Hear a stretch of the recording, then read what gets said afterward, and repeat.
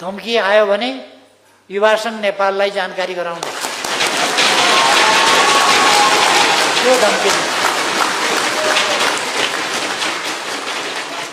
त्यस्ता धम्कीहरूलाई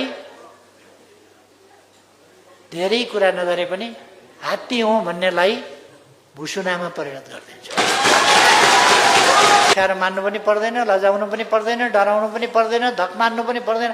खुलेर भन्नुहोस्, यस देशका युवाहरू जीवित छन्, युवा सङ्घ जीवित छ, नेकपा एमाले जीवित छ। त्यसर्थ तपाईँहरूको विरोध गर्न हामीले तपाईँहरूसँगै स्वीकृति लिनुपर्ने आवश्यकता छैन। हामी विरोध गर्छौँ किनभने युवाहरूले शान्तिका लागि शान्तिपूर्ण मोटरबाइक र्याली गर्छु भन्दा प्रशासनले इजाजत छैन भन्यो। म प्रशासनलाई सुझाव दिन चाहन्छु, अहिले त्यति नै भनौँ, सुझाव दिन चाहन्छु, आन्दोलन इजाजत लिएर हुने छैन। आन्दोलन अनुमति लिएर हुने छैन।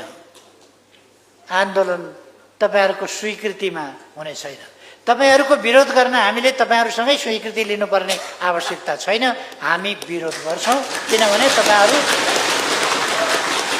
तपाईँहरू असंवैधानिक हुनुहुन्छ, तपाईँहरू गैर कानुनी हुनुहुन्छ।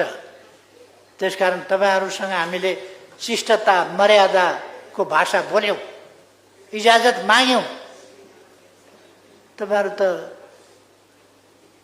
एरिया हदबन्दी लगाउने, तपाईँहरू पासपोर्ट रोक्का गर्ने, तपाईँहरू यहाँ गर्ने वहाँ गर्ने, तपाईँहरू विरोध प्रदर्शन गर्न नदिने, शान्तिपूर्ण र्याली पनि गर्न नदिने, आगो लाउने बेलामा तपाईँहरू त उकास्न उफ्रिँदै हुनुहुन्थ्यो त।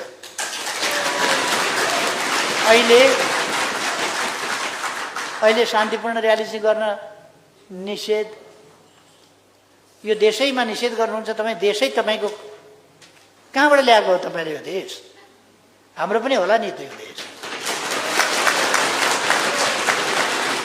त्यसर्थ म